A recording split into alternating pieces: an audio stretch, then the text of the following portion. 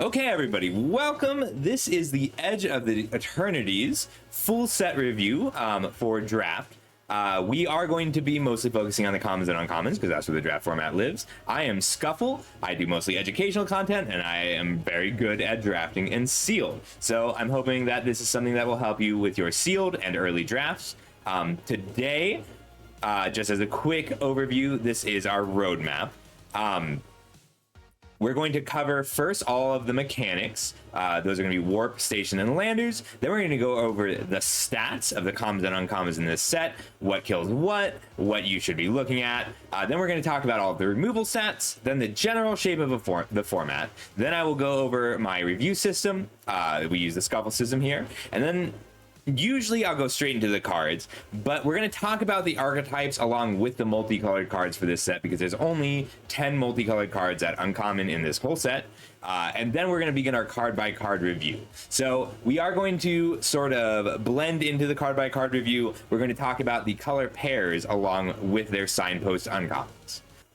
So, the Edge of Eternities is really good. It feels like full Magic. This is one of my favorite cards in the set. Sister Secundi Void Altar. It's just a land that comes in tap, but you can feed creatures into it with Station, which we'll talk about shortly, and turn it into something much scarier. This is going to be a very gameplay-oriented set. It's a little bit simpler than we've seen in the past, and that's in part because the mechanics are very complex. But it feels very modern, and not just because we're in space. It's really cool. So the mechanics, they're very complicated they're conceptually very complicated, but the cards that come out of them are very simple. So first thing there's 4 brand new mechanics, and the first one I want to talk about is landers. Landers are tokens. You can pay 2 and sacrifice them to go get a land put in play tap. It's just rampant growth after you make it. It's very strong. So that's worth a whole card. 2 mana getting a land is worth a card. So you'll usually have them attached to cards that aren't worth a whole card. 1 green, gain 2 life is pretty good. 1 green, gain 2 life is 3 mana to go get a land, put it into play tapped, but you can spread it out. It's very strong. Then there's warp. So warp is reverse. It's like an adventure in a way. So when you warp a card, you pay its warp cost. In the case of Starfield Shepherd, it's 5 mana for a 3/2 flying, but you can pay 2 mana to warp it. And if you warp a creature, it's only in play for that turn, and at the end step, you exile it into its own little zone, and then you can pay its mana cost later to cast it. So warp says it's a preview. You get to preview this creature. This creature is here now, and then we can cast it again later. And usually they've got pretty strong end of the battlefield effects. So like Starfield Shepherd is go get a basic plains or a creature card's mana value 1 or less, and then reveal it and put it into your hand. So spread out, this is a 7 mana 3/2 with flying that essentially draws 2 cards. The warp mechanic is really interesting. There's lots of ways to toy with it. There's some ways to give your creatures haste. There's ways to get extra value out of them. They're all very interesting. I like warp a lot. And then finally, the other new mechanic is Void. Void is like Descend. It's just if a non-land permanent left the battlefield this turn or a spell was warped. So non-land permanent or warp. So if a creature dies, if you sacrifice something, or if you warp something, and that's it's just a little bit preemptive because the warp spells still leave the battlefield, but if I warp it, I know it's going to leave the play, so Void kicks in. And Void is a fairly straightforward mechanic. Just if you trigger it, you get something. In this case, the Roving Actuator is a 4 mana 3/4. That's pretty bad, but a 4 mana 3/4 Void, you get to cast an instant or sorcery from your graveyard with mana value 2 or less, and that's pretty strong. And then the last new mechanic is Station. This is a kind of controversial one, but it's getting its own slide because it's important. I like it, I think, more than most other content creators. So, Station comes along with a new card type called Spacecraft. All the spacecraft are artifacts. All the spacecraft have flying. Most of all of the non-rare cards with Station are spacecraft, and there's some rares like we saw earlier that are not spacecraft, but they do have Station. Right, you can station spacecraft or planets. So what happens with Station is I can take if I have a Station card, I can say I'm sending my 4/4 to station this galvanizing saw ship. I tap it, and then I put 4 charge counters onto the saw ship. You can put charge counters on in other ways, and once they have it, you can proliferate. But it's a little bit like crewing, but it's more permanent. You need to establish a presence on that station.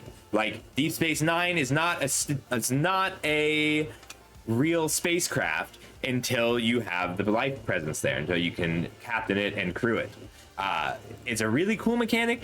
It's a little weak on the surface for limited, but this galvanizing saw ship, it's a 6 mana 6/5 flying haste, and you have but station 3+. So it is actually nothing until you can station it, until you can tap total power 3 creatures to put 3 charge counters on the saw ship. You can do that with 1 creature that's a 1/1, tap it 3 times over 3 turns. You can do it with a 3 power creature, you can do it with a 10 power creature, and you'll just overshoot it. Galvanizing saw ship plays just like a vehicle. So it's a 6 mana 6/5 flying haste, crew 3 is another way to think about it. But when you crew it, it stays crewed. And that's really important for some of the stations that have much higher station costs. They'll have 8 or 10, and you'll have to crew it over multiple turns. So very generally, the stations are divided into 3 categories. They're the cards that need to be stationed or do nothing. Galvanizing Saw Ship does nothing if you don't station it, makes it a little hard to work with. They're the cards that you don't really care if you station it or not. Like Fell Grab Ship says when it enters, you mill 3 cards, you return a creature or a spacecraft from your graveyard to your hand. If you care about milling, that's worth the 3 mana because having a permanent in play is something that's valuable. So this card is good enough without being able to station it. And then there's the cards that self-enable. So like Atmospheric Greenhouse, there's a few that make tokens, but Atmospheric Greenhouse grows your board. So if you have some creatures in play, you can play the greenhouse, grow everything, and then use those cards to station it. There's a real cost to stationing. It's not like we know how to evaluate vehicles, right? But when we first saw vehicles back in Kaladesh, we weren't really sure.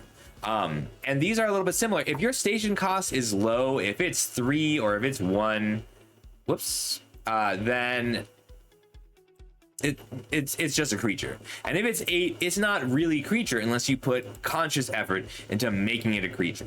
So you need to know what kind of cost you're putting into your stations, but they do end up as consistently solid backup plans. So if I am a black deck with Fell Grab Ships in general, then I'm pretty happy just running the Fell Grab Ships. And then occasionally, if things are going right or if the board stalls out, I can put a bunch of creature capital into my Fell Grab Ship and get it into an attacking place. How many creatures it takes to station a given spacecraft matters a lot. So like Galvanizing Saw Ship, you can mostly treat it as a creature as long as you don't have more than 1, and you have some 3 power creatures, because it just turns into a creature so much of the time. But you don't actually get to treat the rest of these as creatures. If you need to treat them as creatures, you can build around doing that. But anything with a station cost of over 7, you're going to kind of have to cheat out. And there's a few really good ways to cheat stations. Warp is a really big one. You can warp a Starfield Shepherd for 2 mana, go get your card, and station for 3, and it'll kind of build up. No, I skipped too many slides. But it's not free. You have to evaluate your stations kind of separately. Rather than be an important core mechanic for this set, it's just another archetype. You think about it like an archetype. It's something that, oh, I have Fell Grab Ship or Atmospheric Greenhouse. I'm going wide. I can try and enable it. Or I just need a lot of artifacts. I'm happy with a 2 mana artifact that surveils, and I can put in a few 4 power things that station it later. There are really cool enablers for station. Like, I think they kind of nailed a lot of the enablers. There's a 1 mana 4/1 Defender. Love that thing. Like, a 1 mana 4/1 Defender means that this is a 2/2 flyer for 2 that surveils on ETB.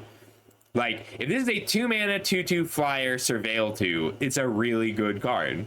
But that's a deck you have to build. You have to design that deck. I think it's a really cool mechanic. I think it's going to play well and pretty interestingly, but you have to be conscious of it. It's not like in Aether Drift, I would always say, you only have room for 3 vehicles. You can only run 3 vehicles. I think you only have room for 1 station if you are thinking about stationing it. or you can build a station deck, and that's something that's viable. So Theo says, I think they'll become creatures a lot of the time, more than people are early evaluating them. And Beard says that my suspicions so far are that a lot of these ships just aren't going to become creatures often. They become creatures when you need them to be when you want them to be creatures, but that's a cost that you have to pay. So if you have a deck built to pay that cost, then you get to make them creatures. This is not a fast format, but it's not a slow format. It's somewhere in the middle. You need to start developing your resources pretty early, but kills are going to be slow. And the thing about stations is every spacecraft has flying. Every single one. So they're all at least some degree of a finisher. Like a 5-mana 5/4 flying trample, put a creature +1/+1 count on each creature you control is very good, but you have to tap your board a lot of the time. Removal is good in this format. Like my main problem with stations, with spacecraft, is that sweepers are so good in this format. There's so many sweepers. I think that was a terrible design decision, because stations really want you to commit things to the board. But otherwise, it works well. All right, on to the stats. So, at common and uncommon, Edge of Eternities has 106 creatures, plus 4 that are basically creatures, they're equipment that make bodies. And then 12 spacecraft, I'm not counting those along with creatures unless I need to, unless I build a deck that is intentionally doing that. There's 17 things with flying, 17 flying creatures, which is very low, but still more than Final Fantasy had, plus all the spacecraft. And then there's 6 reach creatures, which is the same amount as both Final Fantasy and Dragonstorm. There's 54 total artifacts, 8 combat tricks, which is pretty low, 7 pieces of recursion, which is... the recursion is weird, just ways to pick things up from your graveyard. There's 3 effective blinks, which is nice because of how many strong enter the battlefield effects there are. There's only 2 sources of self-mill in the whole set, but there's 9 ways you can surveil. And there's 4, actually I just found a 5th one, there are 5 anthems and they're good. All of the anthems, all the ways to pump your whole team are incredibly powerful. Overall, this might be the strongest set of anthems we've ever had. And there's only 3 pieces of colorless fixing in the whole set, but every single color can usually, that's a bad thing, because usually the colorless fixing, if it's high, you get to play lots of colors. If it's low, only green gets to play lots of colors, but the actual fixing is spread out because of landers. So even though there's only 3 cards, there's only 3 sources of colorless fixing, most colors can make landers. White is the worst at making landers, but even they can still make landers to get those missing colors. And that means that if you're splashing, it has to be an expensive cards. But there are 19 1-toughness creatures, 28 2-toughness creatures, 25 3-toughness creatures, 19 creatures with 4 toughness, 8 creatures with 5 toughness, 3 6-toughness creatures, and then only 1 7-toughness creature and 1 9-toughness creature. And that is commons and uncommons without the space stations. So of those, because of the toughness distribution, that means that the one spell that does, or there's no spells that, there's no pings, there's no deal 1 damage to anything, but if there were, and your 1/1 creatures will trade with 17% of the creatures in the set. The 4 different 2 damage removal spells will kill 43% of the creatures in the set. The 6 different 3 damage removal spells kill 65% of the creatures in the set. The 1 4 damage removal spell kills 83% of the creatures in the set. The 1 5 damage removal spell kills 90% of the creatures in the set. The 1 6 damage removal spells kills 93% of creatures in the set. And the 2 10 damage removal spells kill 100% of the creatures in the set. That seems like a lot, but there's a lot. Mostly it's variable cards. There's a 2 damage that deals 3. There's a -2/-2 that deals 10. It is a weird, like, there's not as much as these numbers would make it seem. In addition to that, there's 5 unconditional removal spells. There's 3 conditional removal spells. So the unconditional kills everything. The conditional kills things like a creature with flying, a creature with power 4 or greater, tap creature, and so on. There is 1 creature that is a removal spell at uncommon. There is 1 edict, your opponent sacrifices the creature. There are 3 bites. There's 1 fight, so the bites deal damage equal to a creature's power to another creature, including one that has been eroded. There's a 3-mana green removal spell. It's target creature you control gets +1/+0 and deals damage equal to its power to target creature and opponent controls. They forgot that you control, and it has been eroded. There are 3 rings, those exile something until they leave play, 2 auras, which disable a creature, but auras are usually pretty fragile. There are 7 sweepers. This includes the rares. That's absurd. That's the most sweepers we've had in any set, including core sets that were twice as large as this one. 7 sweepers fundamentally changes how you have to play the game. 7 is absurdly high. Aether Drift was a very sweeper-centric set, and that had 3. The most I've ever had in any set before that I've reviewed is 4, and we are at 7 sweepers, including uncommon, but most of them are rares. That's enough that you should know what they are. And I usually only talk about commons and uncommons here, but when 6 of the rares do a similar or the same thing, we have to talk about it. 6 rares will be seen more than any one uncommon. There's 1 tuck, 2 bounces, 2 taps. The stuns tap. They stun a thing or they just tap a thing down. There's 3 counter spells, 2 of which are pretty good. There's 2 disenchants that's destroy an artifact or enchantment, and that's fundamentally different from the 2 shatters, which destroy artifacts, which there are a lot of artifacts in the set, and there's a few enchantments, but they only matter. And we're going to be referring back to the sweepers a lot. I think this is a terrible idea. I think it makes the format a lot worse, and I'm annoyed that there's 7 sweepers. All right. So that brings us to the shape of the format. I know there's a lot of text here. There's a lot to talk about. I'm sorry. So overall, Edge of Eternities is a puzzle set. And what that means is the last set, Final Fantasy, that was a synergy set. And a synergy set means that you can choose a keyword. You can just look for the artifacts. You can just look for the ramp. You can look for the towns. A puzzle set is a lot like a synergy set, but this is a weird one for a puzzle set. You need to find the missing pieces. So like this Multicolored Zealot, 2 mana 2/2 or 2 mana 3/2, sacrifice another artifact or creature, surveil 1. Black red and black white to a lesser extent really care about creatures coming into play and leaving play. They care about sacrificing. But this Multicolored Zealot is the only repeatable free sack outlet in the set. It's the only way you can sack your board to drain them out with blood artifacts or deal with your warp. So if I find myself in a red-black deck with lots of things that sacrifice, then I am now actively looking for my missing piece. That's what makes it a puzzle set. Unlike other puzzle sets, the puzzle alone isn't good enough. So the cards themselves are simple enough that you need raw power, then missing pieces. So like I almost called it a prince set. So like a prince set is where power is above all else. Like you take the best card out of every pack period, and they kind of suck. You don't want to be playing a prince set. We haven't had one in a while, MKM, but like. This is a puzzle set. You need to identify your missing pieces so you can pick them. Like you need to know your most important cards and then look for them. And if you can't find them, you don't get to do that thing. Like you have an incomplete puzzle. In general, there's a lot less archetype definition than usual. And payoffs are what's missing.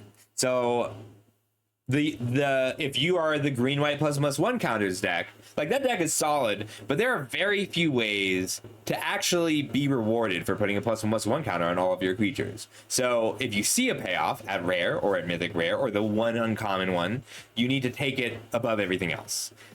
This is a 2-color set, so it seems like it might be more, but the artifacts are excellent in this set. The colorless artifacts are excellent in this set, which makes it feasible and often correct to be a monocolored deck.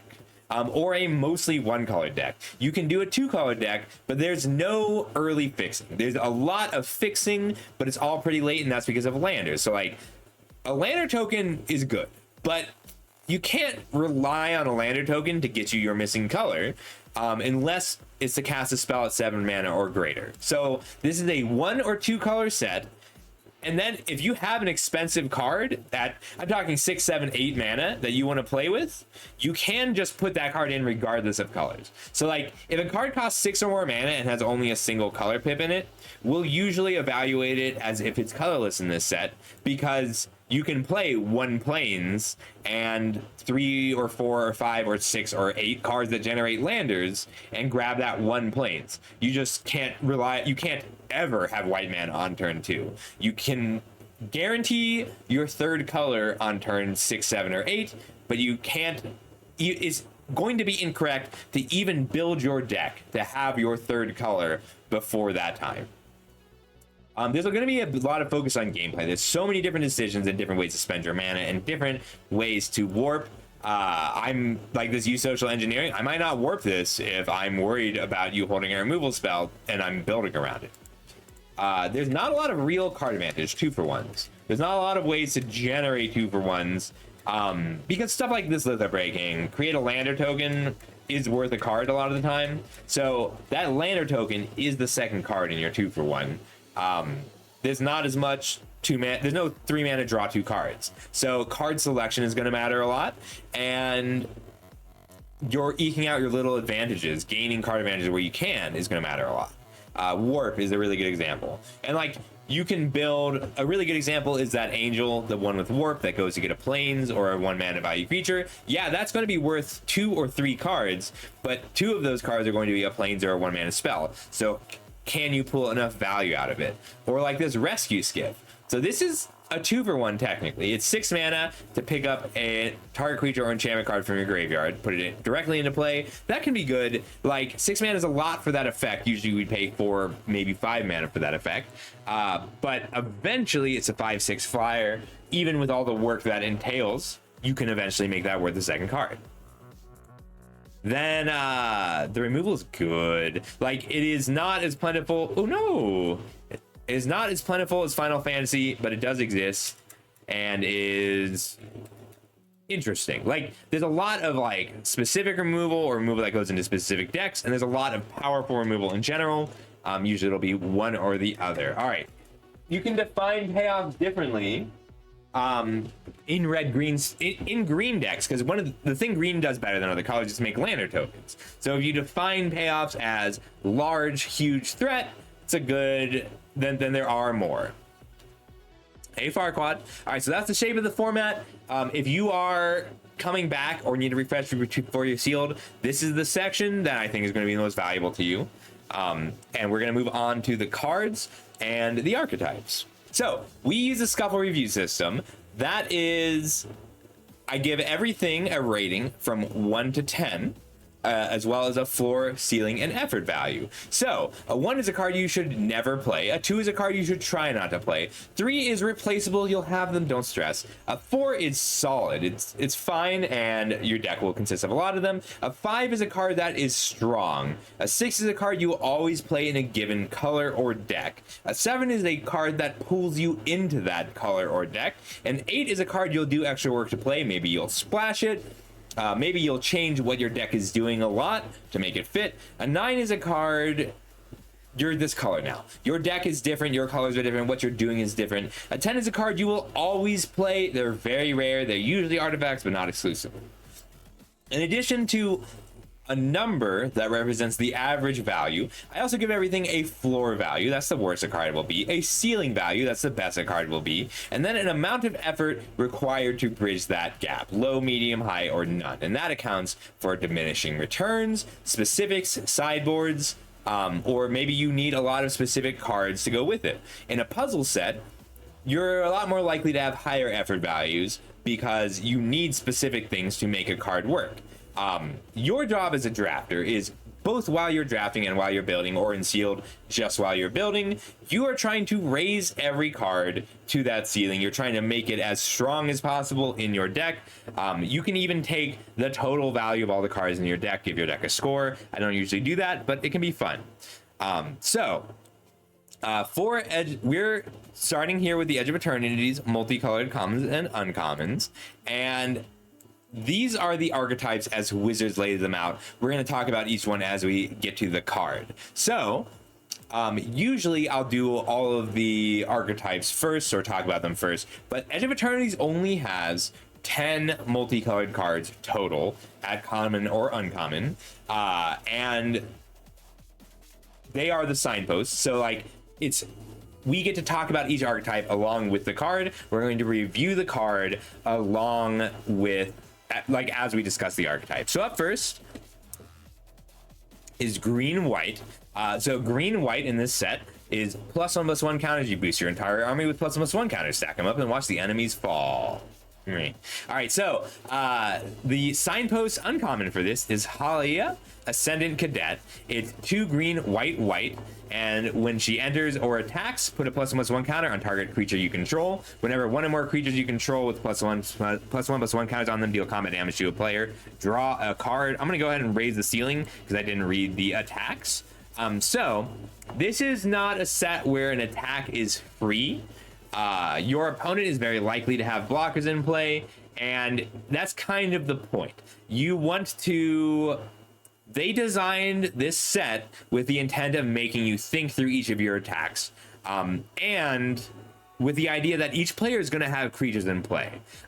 If you can get one attack with Halia in, then it's suddenly worth it. She starts as a 4/4, goes to a 5/5. Once she's a 6/6, it gets hard to block. If you have other creatures, you can make them hard to block, but you'll need some removal. You got to put some work in. The +1/+1 counters theme as a whole doesn't really have payoffs. So there's not a lot of ways to turn...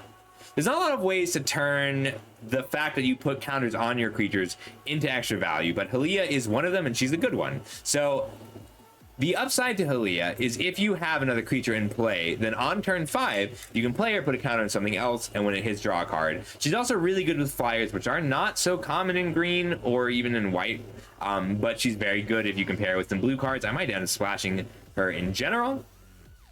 Overall, I gave her a 5 with a floor of a 4, a ceiling of a 7, and medium effort. You build around her, and she's really strong when she works. But if you're just casting a 5-drop, and then your opponent is just casting a 5-drop, then their 5-drop is going to be bigger than you, and you're not going to get that attack. Yeah, that's very... I agree with that, Carl. Carl says this will have a low win rate, but mostly because people fail to build and play correctly. One important thing you're going to be seeing a lot in this format is the archetype is not the end all. Like, you can be green-white without a counters theme. You can be blue-black without a control artifact theme. And you'll see this a lot. So don't lock yourself into a theme that's not going to work. Don't try to do the counters thing without Halia. If you take her first, I think she's a 7. But late in the draft, she's probably only going to be a 4. Unless you are already focusing on the counters thing. Like, there's not a lot of evasive creatures that have +1/+1 counters in white. If you have them, great, go for it.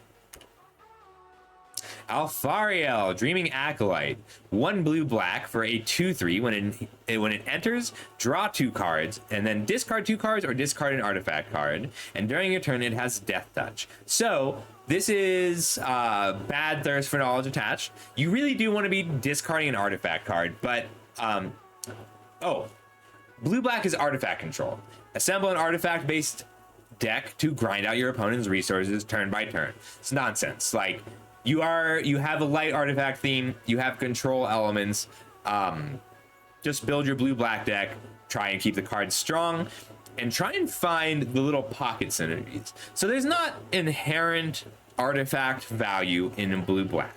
There's a few cool things you can do, engines with blue. There's some ways you can recur your artifacts in black, but overall, this is a good card strategy. And Alfariel is a really interesting one. So early on, when you're likely to have more cards in hand, you're pretty happy just pitching an artifact. So a 3 and a 2/3, draw a card with some selection, very strong. Attacks pretty well because of the Death Touch, but late game, if you have to discard 2 lands, you're not going to be upset about that. If you draw 2 cards, pitch 2 lands for 2 real cards, you're very happy. So I gave it a 6 with a ceiling of a 6. The ceiling of a 6 assumes you have some artifacts stack in your deck. You're not even an artifact deck. But a 3-mana 2/3 cantrip creature that punches through is just good. They say artifact control, but you have card selection and the ability to dig really deep for what you're missing. But you you don't need to do anything special. You need to put the good cards together because you have that extra card selection and card advantage. All right, blue-green ramp. You'll also notice that all of these archetypes, so Final Fantasy, the last set, was brilliant because the archetypes were all entirely new takes on existing archetypes. I loved it. I thought it was so clever. These are just old takes on old archetypes, but that's okay because the individual cards are interesting enough to justify that. The cards are complex enough to justify that. So, blue-green ramp explores Solera's furthest regions and worlds by controlling the largest monsters and ships in the system. Really, the payoffs here are abilities, but there's a few giant things you can do. So our signpost uncommon is Biomechan Engineer. I think this is the best uncommon in the set. I'm going to go ahead and raise the ceiling to an 8. I think it's the best uncommon in the set.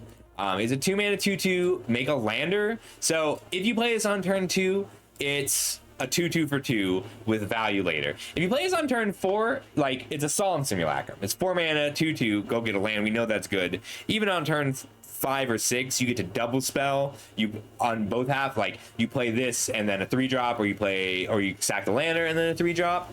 And then late in the game, once all your landers went off, when you have tons of mana, this does just win the game. Like, 8 mana, draw 2 cards, make a robot repeatable is so powerful. And there are some landers that you might get to be able to, like, there are ways to activate this twice and it'll happen in a turn. Very, very powerful card. Blue-green as a whole doesn't really have a unifying factor other than these kinds of powerful mana sinks and payoffs in the late game. You really just want landers. It's kind of cool. I like blue-green in this set. Like, it's an interesting way to do ramp. I think it's clever. So I gave it a 7 with a floor of 5, a ceiling of 8, and low effort. It's usually going to be pretty easy for this card to do what you want, for you to first pick it. It's very strong. All right, so red, black, void. We talked about this very briefly. Not a lot of cards have void in general, but this one's really good. So it says use the void mechanic. It's just value. Like, it's red, black, sacrifice. You sacrifice things, and you do that to generate value. So Interceptor Mechan is 2 black red for a 2/2 with flying. It's an artifact creature robot, and when it enters, return target artifact or creature from your graveyard to your hand. That would be good enough in this set. That would be very strong. But at the beginning of your end step, if a non-land permanent left the battlefield this turn, or a spell was warped this turn, put a +1/+1 counter on it. So it's a 4-mana 2/2 Gravedigger. It's way better than Gravedigger, and it grows every turn on an evasive body. Really strong. I'm raising this one too. It's really good. I'll splash this card. There's very few cards I will splash in this set. But I'll pick up, like, there's just so many good things to pick up. It enables your synergies. There's an infinite combo we'll talk about later. You don't use this for that, but this is what I want in the infinite combo deck. I gave it a 7 with a floor of 6, ceiling of 7, and it's low effort. Overall, red-black is incredibly powerful as an archetype. Like, red as a whole is not so strong. Black as a whole is not so strong. Red-black together, it's very good. It just turns all of your little dinky bodies, all of your warps. You get so much extra value out of them. So as an archetype, red and black get the most out of each other. This includes landers. Like, you can crack a lander and trigger void. Menin. Is that how I say it? Menin. Blue-red artifacts. It's a... So, Menin. I had to spend enough time on the M's. Is very good. So, if we just break it down by the vanilla test, a 3-mana 1/3 flyer is bad, but a 3-mana 2/4 flyer is great. And this has the potential to be a 3-mana 10-power flyer, spread out as you need it. It's very good. So Menin is a 1 blue-red jellyfish advisor. It's legendary. And whenever an artifact you control enters, put a +1/+1 counter on target creature that includes itself. Very strong. You want a lot of artifacts. There are a lot of artifacts that cantrip, a lot of artifacts that are cheap, and you can kind of do whatever else you want after that. So if you're blue-red artifact, then you have your Menin, and then you also have all the cheap artifacts, and then you can kind of do whatever else you want with the rest of your slots. But when I say this is a puzzle set, I mean, if you're blue-red artifacts, your deck doesn't work without Menin, without a way to generate value from each artifact you play. If you have all of those, if you have the payoffs and the artifacts, then it's going to be an 8. Otherwise, it's still a fine body that I'm pretty happy to play, even with just a few artifacts. It's closer to this 4 before. Overall, it's going to average out as a 6 with a floor of 4, ceiling of 8, and medium effort most of the time. Yes, Beard Broken, a lot of the LCI mechanics are represented here, in part because LCI had a lot of tap 2 things or whenever an artifact enters, but it's just replaced with Station. LCI is also a very good comparison. Like everyone else, Lost Caverns of Ixalan is a set we will be comparing this to in a few places because there's a lot of overlap, which is also good for the standard format. Yeah. Right, there are artifacts that make an artifact. Really good point, Carl. There's a lot of cards that, when this artifact enters, make an artifact creature. Make a drone 1/1 flying that can't block creatures, that can only block creatures with flying. Make a robot 2/2 artifact creature. Make a lander. Go get a land. I really like landers, by the way. Sammy, Ship's Engineer. So I did give this one a revisit. 2 mana, red, 2 red, white for a 2/4 legendary creature human artificer. At the beginning of your end step, if you control 2 or more untapped creatures, create a tap 2/2 robot artifact creature token. It is just not hard to have 2 creatures in play. So if something's gone wrong, if you cast this on turn 4 and can't make a robot with it, and then it snowballs. So the first robot you make makes it really easy to make the second robot and the third robot and the fourth robot. This is a must kill. If your opponent casts this and then makes 2 robots with it, you have probably lost. There's a lot of good removal that kills it, but still. And then at 4 toughness means that it survives a lot of the removal spells in this format. So red-white is space stations. You station your spacecraft by tapping creatures, then reap the rewards of your dedicated crew. So red-white is a little bit strange in this set because you will lay out, like, you have some options. There's so much to do with a huge number of bodies in this format. One of those is pump the team. There's the anthems, the ways you have to make all of your creatures larger are incredibly strong in this set. But all stations are also an inherent thing to do with a clogged board. Every single spacecraft is something to do with a lot of bodies. And this doesn't make a 1/1 body that doesn't do anything unless you can make it larger. It's a 2/2 body that is also an artifact. So like, you can splash this with Menin, and you'll have a free way to make an artifact every turn where you'll already be sitting back and building value. Sammy is very strong, really good in the red-white deck. Not really an aggro card. This isn't something you play in your most aggressive decks. This is something you play in your mid-range decks or decks that you don't mind getting to a stalled-out boards position. Yes, splashing green is good. This is a really cool card. I love it. This is why I think stations are cool and interesting rather than being unplayable. You can make, like, stations are what you snowball into. When you're a deck that your resources snowball and make more and more resources, then spacecraft are how you end the game, or anthems.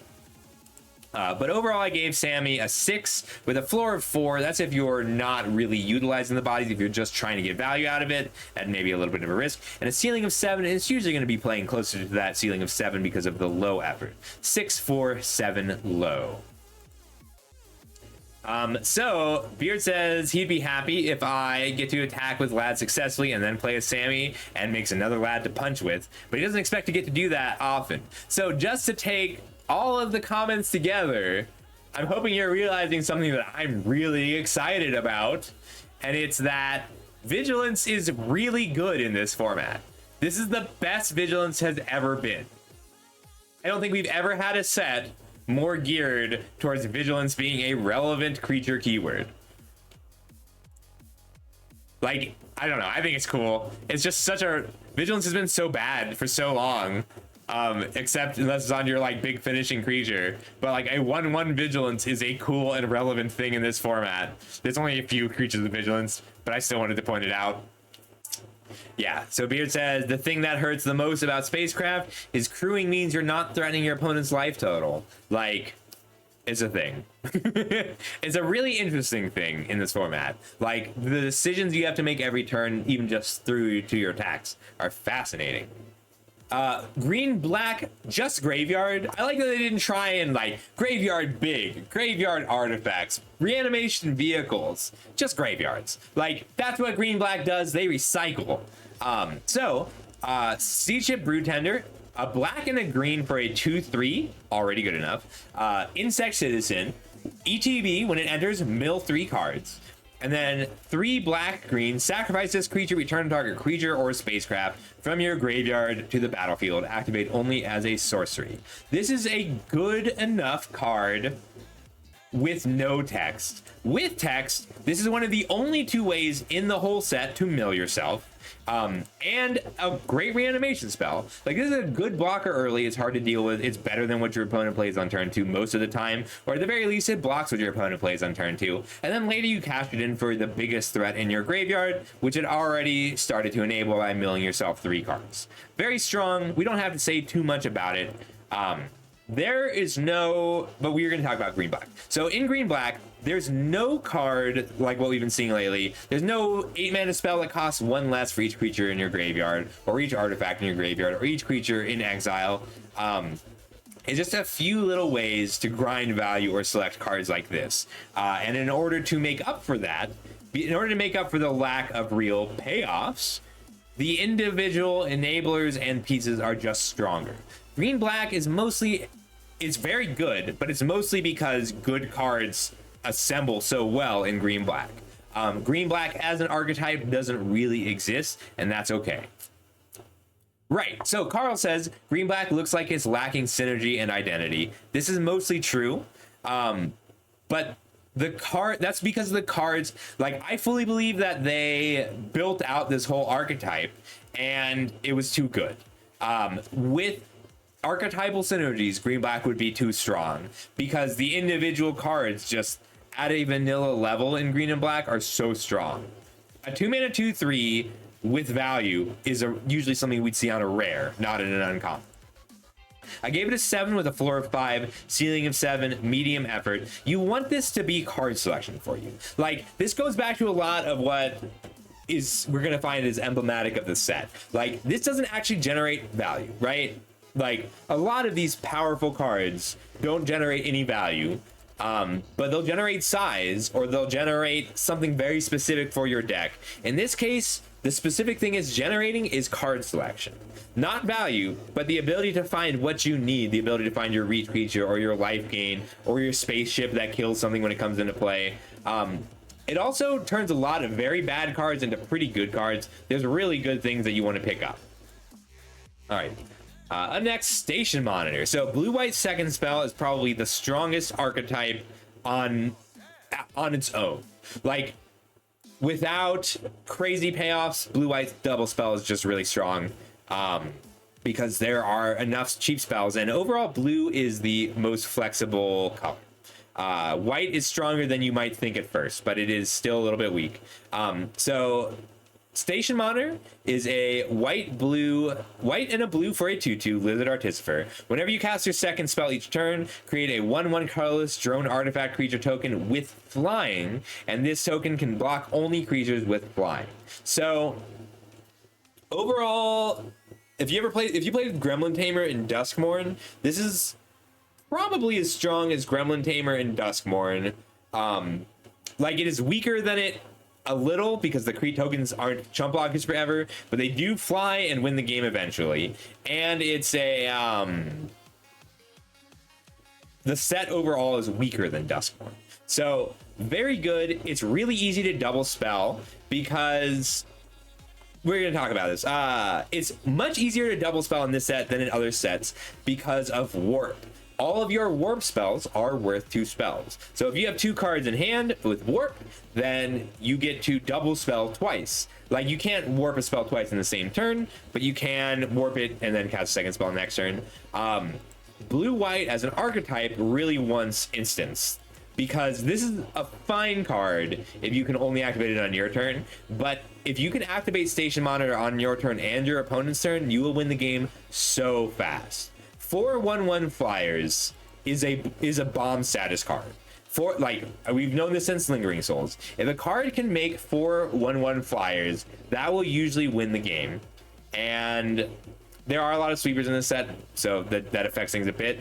But if you can think of it as, I want to make 4 flyers with my Station Monitor, you'll win the game. One of the reasons that blue-white second spell works so well is you get to fill your deck with all cheap cards. Like, you can play a very powerful late game with only 1, 2, 3, and 3 mana spells because of cards like Station Monitor. On turn 4, you just play Station Monitor in a different 2-drop. Then you get on your opponent's turn, you get to draw a card, counter a spell, make one flyer. You win the game pretty quick.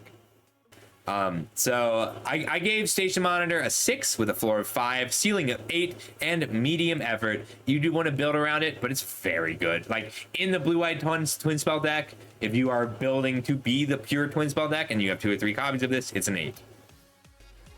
All right, black-white go wide. We've never seen that before, and I'm kind of okay with it.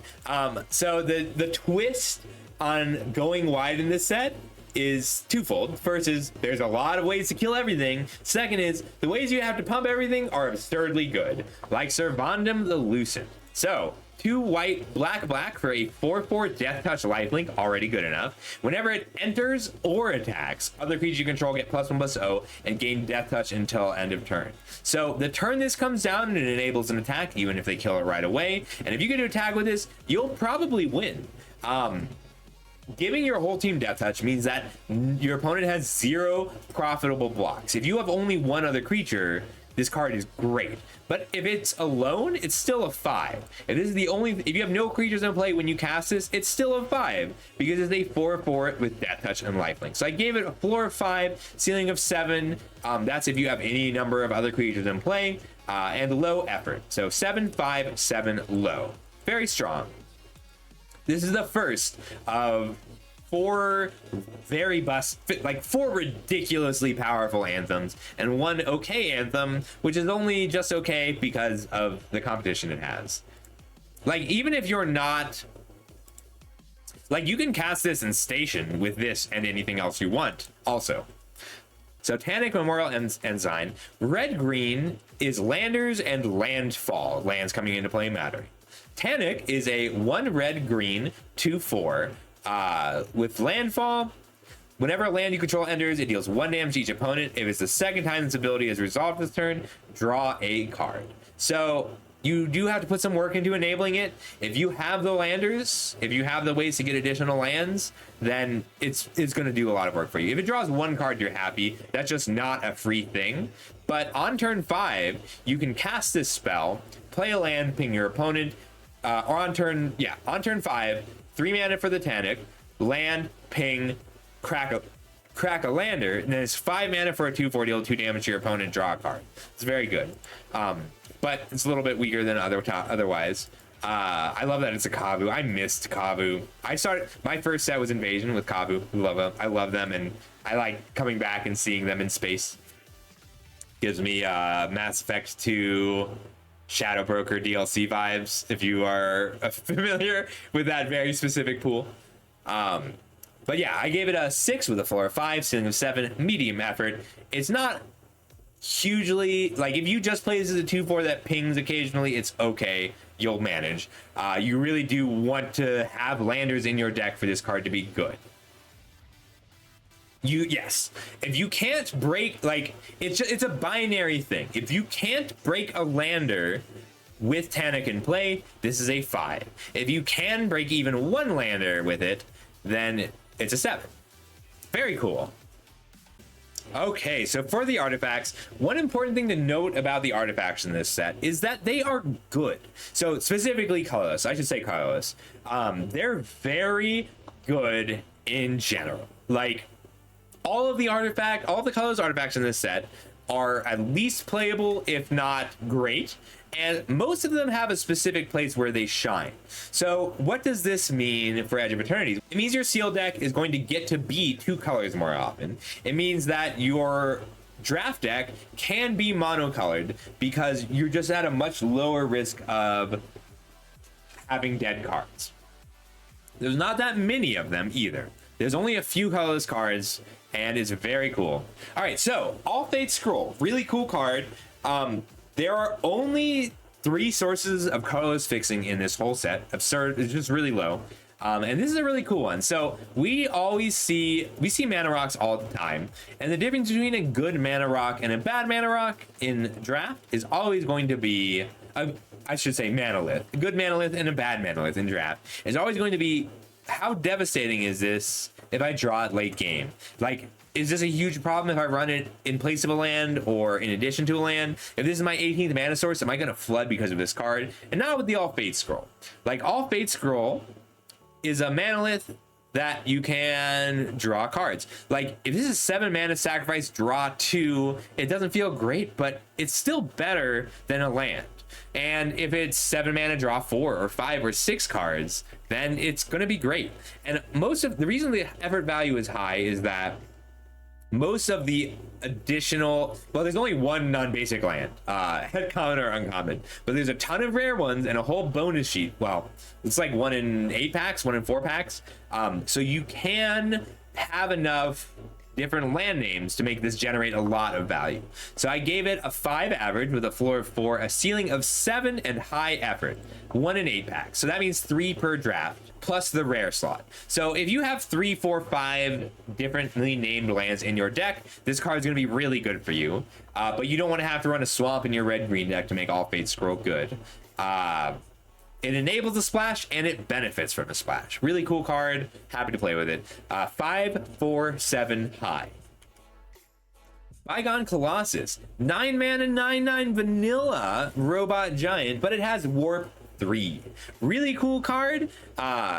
Earlier when I said a lot of stations you don't get to play unless you can cheat. This is how you cheat your station. So you can warp this for 3 and immediately crew any station. I haven't seen all the rare stations, but you can immediately station any spaceship at common or uncommon with this card. So a good way to look at this, you might not ever get to 9 mana, but 3 mana station target spacecraft is good. It's not great, but it's good. It's also cool because it works with a lot of these. Like, you can warp this in and station there's a reanimation station, right? Like, this goes in the reanimation station deck. I think this card's really cool. I don't think it's like one of the hallmarks of a good set is being able to put the bad cards together to make a good deck. So the bad station, like, stations are weak enough that if you want to do a dedicated station deck, you'll get the stations. You'll get stations last pick often, and you can make it work with cards like Bygone Colossus. So Ranger says that there are rares at 10 plus, especially lands. That's good to know. Thank you.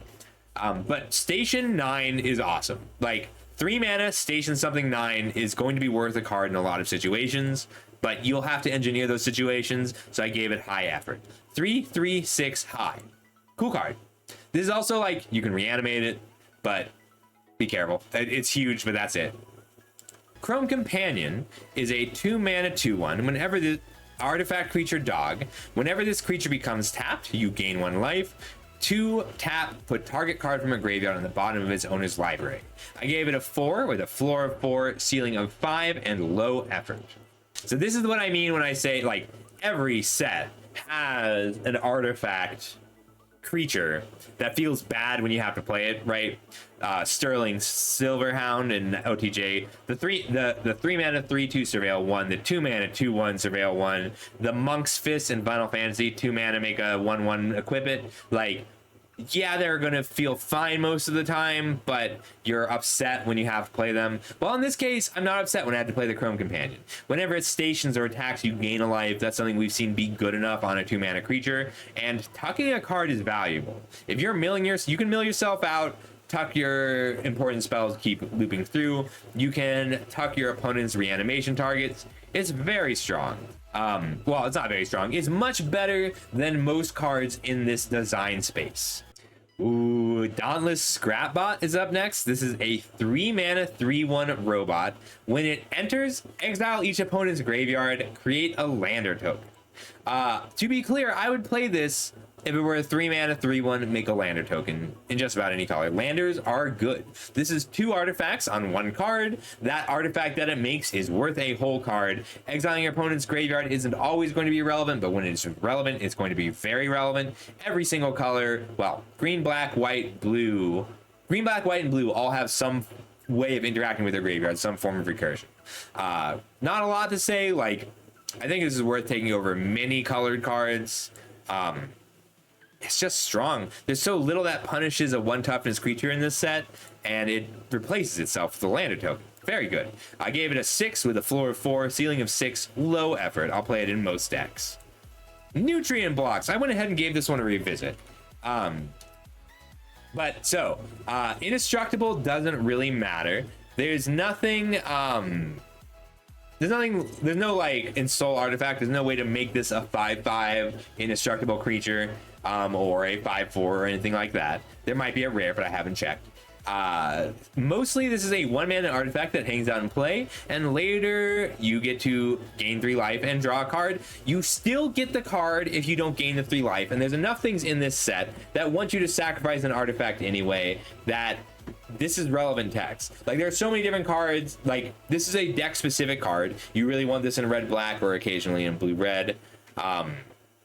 I might end up raising this later, but overall this is just a really solid piece of filler that you are happy to have in most decks. You want it in your void decks or whenever you're sacrificing artifacts, and you want it when you want to cycle through your artifacts. This may end up coming up to a 5, but this is never going to feel terrible to run. 3 mana, gain 3 life, draw a card is almost good enough. It's not quite there. That's a 3. But if you're getting full value out of this, meaning you care about artifacts coming into play or leaving play, then it's going to be a 5. So I gave it a floor of 3, ceiling of 5, average 4, medium effort. Pinnacle Killship. 7 mana, artifact spacecraft. When the spacecraft enters, it deals 10 damage to up to 1 target creature. You don't have to target your own. And then it has station, and at 7+ charge counters, it is a 7/7 with fly. So we usually see a 7 cost or a 6 cost or a 1 cost with 6 to activate cost. Kill a creature, kill something. This is that one for this set. There's better removal. It's okay if this is the removal you have. It's okay if this is the finisher you have. Like, this is pretty flexible. So 7+ flying, it's a lot, but it already killed something, so it's not a huge deal. This is going to be one of your worst reanimation targets, one of your worst removal spells, one of your worst stations, one of your worst artifacts, one of your worst expensive finishers. But the fact that it can do all of that means you don't have to be embarrassed if you end up having to pick it up late for your deck. Cool card. I'm happy that it's here. Like, having a nice artifact removal spell for when your colors get surprise cut in pack 3 and you're short is nice. But I don't want to take it too highly. Final scores are 3, 2, 5, and high F. Love this one. This is the first time in I think March of the Machine, so a year, was the last time we had an actual creature with real hexproof. This is a 4 Survey Mechan, 4 colorless for a 1/3 artifact creature robot, flying, hexproof, and 10 sacrifice this creature. It deals 3 damage to any target. Target player draws 3 cards and gains 3 life. This ability costs X less to activate, where X is the number of differently named lands you control. In an average deck, this will cost 7 mana. So this is a 4 mana 1/3 creature with flying. That's pretty good. Like, it stays there, it pings, you can grow it. Hexproof is really powerful just because you can safely target this with your bites and with your growth, and you can safely equip it with spells. Like, stat lines are not great. 4 mana 1/3 flyer is not great, but at 1 or 2 counters, it's going to start to feel pretty good. And the fact that you can just let it sit here and then later it'll usually cost you 7 mana to sacrifice it, but 7 mana, kill a thing, draw 3 cards, gain 3 life is worth it as a spell. And then if you have some rare lands, if you have a couple shock lands or some of the station lands or an ancient tomb, then it gets a lot then it gets cheaper fast. Very strong card. I gave it a 5, floor of 3, ceiling of 7, medium effort. Really cool card. I'm happy to see Hexproof back. Like, you can suit it up like Voltron. You can use it in a control deck with your lands. You can use it as a finisher for your lander tokens. I love the card. And Wingspear just pointed out that it is instant speed, not sorcery speed. I'm gonna go ahead and raise this up to a 6 because I actually did think it was sorcery speed. I'm just so used to this effect being sorcery speed. Just the fact that you can sit on your opponent's turn and end step, reset your hand, kill a thing, gain 3. So good. Automaton Torpedo. This is the kind of removal spell we usually see. It is a 1 mana artifact with 6 sacrifices. Artifact, destroy target non-land permanent. That alone, and this ability costs 3 less to activate if you attack with a spacecraft this turn. So we see this effect a lot, and usually where it's good, it's a 1 mana artifact, and then you only want that in a deck where you want artifacts in play, where you want to cycle through artifacts, play out as many as you can, and just have a certain number of in play, maybe for affinity, or because cards will put +1 counters on other cards when artifacts come into play, and then later you can crack it. This is a reason to lean into spacecrafts. If you're a spacecraft deck, then, and you have all the ways to cheat their stationing requirements, being able to attack and kill anything for 3 or 4 mana spread out, is really nice. So, solid removal spell. 7 mana kill a thing is bad, but sometimes you'll need an artifact and then it'll be a 3 or a 4. Sometimes you'll actually be good at attacking with space stations. There are ways to be good at attacking with space stations, and then it's going to be a 5 for you. Cool card. If I have to take this as my removal spells, I'm not going to be too upset.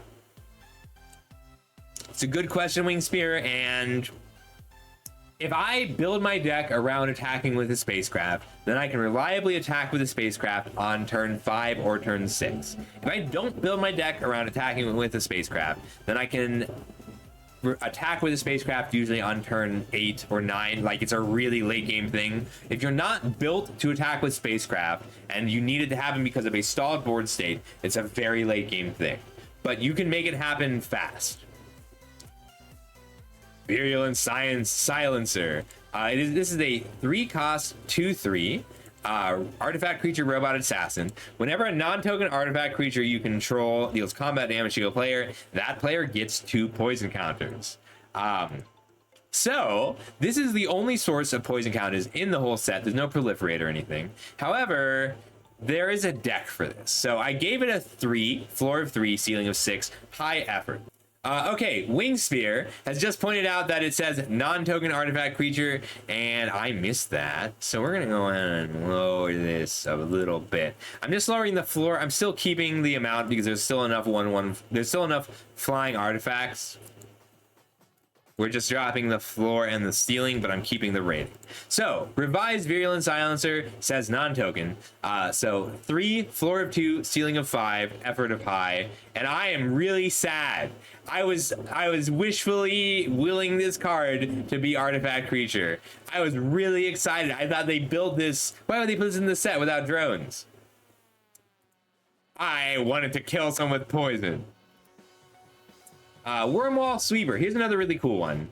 It is a 2-mana artifact spacecraft. When this spacecraft enters Surveil 2 and Station, and at 4+ it has flying. So this is it's solid. Like, I'm gonna go ahead and raise this because I read more of this cards that need stations. So this is a good way to attack early. 4 is a very low station cost. It means you have to tap 1 creature later or 2 creatures early. And if this is a 2-mana 2/2 flyer for you that surveils 2, it's great. It's a 5. And if it's a 2-mana 2/2 later that's surveilled now, then it's okay. It's a 3. So it's usually, I gave it a 4 with a floor of 3, ceiling of 5, and medium effort. Okay. And then finally, for our colorless cards, we have Command Bridge. Command Bridge says this land enters tap. It is a land. When this land enters, sacrifice it unless you tap an untapped permanent you control, and it taps for 1 mana of any color. So, it can be another land that you tap, which feels pretty bad, or it can be a creature, which feels pretty bad, or it can be a lander you can't use, or an artifact that you have lying around, which will feel pretty good. This has relevance because it is a land with a different name.